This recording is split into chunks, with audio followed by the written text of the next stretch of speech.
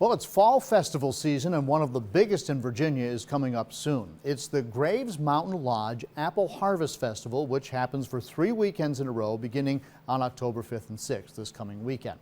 Tonight in Virginia Crossroads, we pay a visit to Jimmy Graves, whose family has been hosting guests in the town of Syria, Virginia, since the 1800s, long enough that he has it down to a fine science.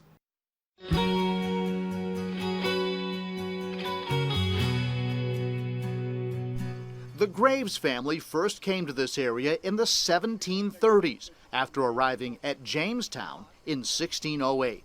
Today, the Graves property is about 1,700 acres, including the family home, which was originally a log cabin. The mud was in it, and then the logs. This is original wooden hinge door. This door would go back to the 1890s. Today it is home to the family of 77-year-old Jimmy Graves. So your parents lived here before you? Yeah, and then my grandparents before that, and then my great-grandfather before that. Lived in this house? Yeah, lived in this house. All right. Jimmy invited me to take a horseback tour of the property, which spans several miles. We started in the orchards. Each row is a different kind. This row right here is Red Delicious. This row right here is Stamens. Jimmy studied farming at Virginia Tech, where he learned that there was a new way to make money in agriculture. It's over there. That's peacocks, ducks, chickens, turkeys. One of the big trends in Virginia right now is something called agri-tourism, where farmers who used to farm to make a living have turned their farms into places where people can come and visit and see agriculture, ride a horse, pick a pumpkin, something like that. Jimmy Graves was one of the very first people in Virginia to practice agri-tourism. Atta girl, Virginia. Atta girl. I can seat 240 people in the dining rooms. And then downstairs is a gift shop, and then meeting rooms, and then the motels. I built this one over here on the left in '72, and then that one in '76. The property is now dotted with cabins and lodges, places where people can spend the night, and a classic family-style dining room where meals are typically a part of the lodging package. School children come by the busload to play and to learn, always for a small fee. And then there's the Graves Mountain Preserves. Today we're making peach preserves, cantaloupe preserves, strawberry preserves. The homespun goods are bottled on the premises and sold to guests, served in the lodge, and in such places as Colonial Williamsburg. Not like it's made in China, huh? No, it's not made in China. The main thing you got to do when you're in the country, you got to have some reason to get people to come to you, because we are at the end of the road. It seems as if Jimmy Graves has thought of everything.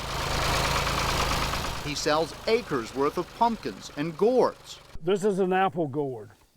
Of course, there's the apples. But we'll have apples all the way down through here.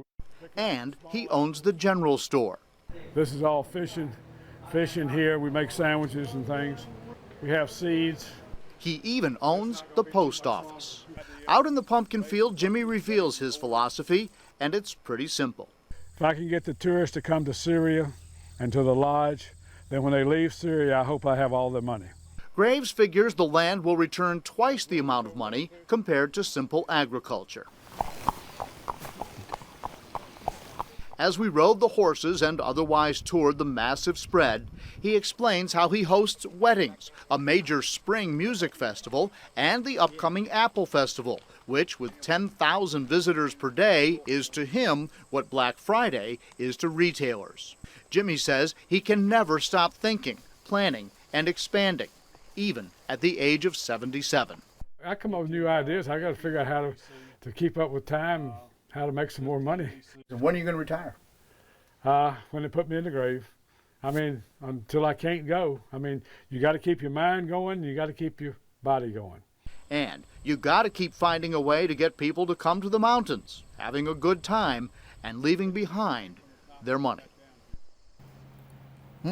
What I like most about Jimmy is He is a straight shooter. He tells it like it is. I want Wants him you to to come out come, here. spend all your money, and then go home happy. Go home happy. He gives you lots of great ways to do it, but very hospitable, and we've been posting some stuff on Facebook. Yeah. And a lot of people have chimed in how many times they visited there over the years, so it's a very popular destination in Madison County. Looks like it's worth it just for the preserves even. They look good. Preserves are very good. Now, for information on the Apple Festival that I mentioned, which runs for the next 3 weekends, you can check out the links with this story. I've put them right there on WSLS.com.